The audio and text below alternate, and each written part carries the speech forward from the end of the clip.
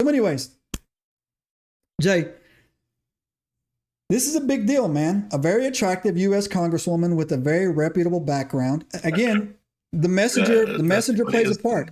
And I'll tell you that, right? If it would have been some cookie guy out there looking like Gandalf talking about they're here, people are going to be like, look at this guy over here, right? But, True. So Air Force vet, U.S. Congresswoman, easy on the eyes, sitting down with Joe Rogan, shotgun a message out the same week that Donald Trump signs an EO telling the Smithsonian that they got to release the giant bones that they've rounded up for all the years, right? And she specifically goes into the Book of Enoch. And she specifically goes into stating that we know that we were or are not God's only creation. We're his most valuable creation, right? And that right there made me, and Enigmites, words matter. Absolutely, words matter, man. Words matter, right? Right? Yeah. And so, yeah, I'm kind of blown away, man. It's all in how she's phrasing some of this stuff, man. Yeah. Like, it's interesting to me that the Book of Enoch keeps resurfacing. Yeah. Right. For us specifically, like we've talked about it a lot. Yeah, a lot. To me, it has always read like a first contact story. Yeah. For sure. Of something not of some non-terrestrial intelligence meeting up with humans, and the human account from the human perspective of what these non-terrestrial intelligences look like. Yeah. Because, I mean, you can't argue with that, right? They say they are not of this earth. They are of the heavens. Yep. Right? And Enoch gets taken up into the heavens. Correct. But there's, and she talked about it on the podcast, like, she read it like I read it. Yes. Right? Like, and I'm a science fiction novelist and I'm a science fiction guy. Like, I love that stuff, right?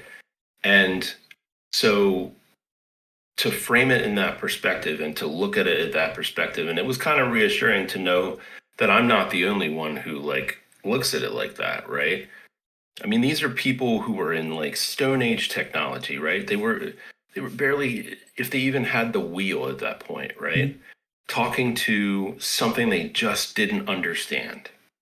Correct. Right? And so when you look at these uncontacted tribes, and like there's so much evidence there to frame a human meeting something that they don't understand. They always think of the gods, right?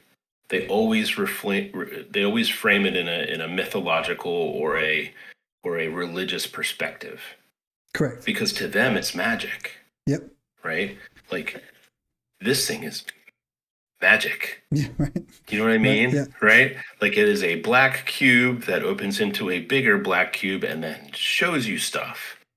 To someone and someone 100 years ago would have shit their pants. Yeah, it would have totally to see a cell phone. It would have totally been a culture shock for them. And again, I had a conversation too about why, words matter. There's a reason why the English language is the dominant language on the planet. And people say, "Oh, it's because of economics."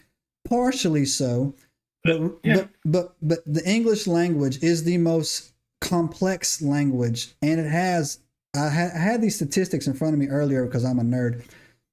We have the amount of words in English compared to other languages. We're 15,000. 15,000. We kind of steal stuff. Yeah. Man.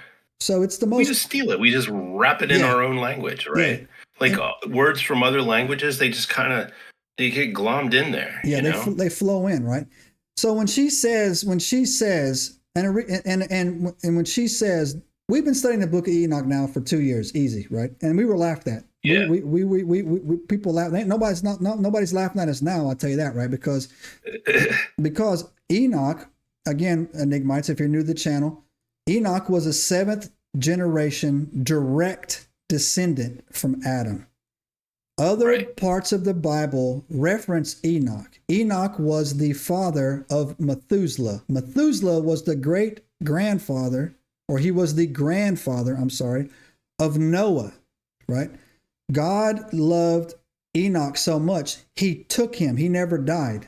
He took him. He only did that with Elias. One other person he did it with was Elias. And Elijah. He did Elijah. Elijah and Enoch were both, God just took them. The favored children, or Yeah. or the successful experiment, depending on how you want to look at it. Exactly. And and that's a great way to put it. And if you read the book of Enoch, when the Nephilim started having the nightmares about the flood and their destruction, and the 200 watchers were told that four things they feared, and that would be Michael, Gabriel, Raphael, and Ariel were on their way. Uriel, yeah. They freaked out. The 200 Sam Jaws and all these guys, they freaked out, and they went to who, Jay? Enoch. They went to a man and said, please petition our story to the Creator, because you're so close with him, right? And Enoch did. Well, and it speaks to like his kind of his favorite status, right? Yeah. Like this was a person who had somehow gained the trust and the favor of God, the boss. Of the boss, right?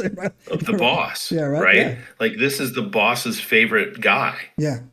And he's like, yeah, you guys are on your own. You've been pulling some shenanigans, and this is what you get. Yeah. And it was crazy. The Book of John. So we did a video on it. Again, you can look in the EnigmaCast archives in there. God responded and said, no, tell them they're cooked. They're done. Yep. If they repent, literally the last thing it says in the Book of John, if they repent, maybe. But he told Enoch, he wasn't mad with Enoch. Yeah, he wasn't maybe. Like, no. He's like, maybe. He told Enoch, no, tell them they're cooked. They're done. Right? Yeah. And 4 heavy hitters showed up, man, and there was a price to pay, right? And again, what goes into it as well, man, it's fascinating too, man. Just the psychology of it, right? But why? Just go ahead. The thought that like these guys, and I'm going to come at it from a completely different perspective, right? Like a non-religious, secular perspective, and just look at the story and kind of strip away the religious aspect of it, right? And look at the root story. These guys were tasked with a job. They went native. Yeah. 100% went native. Yeah.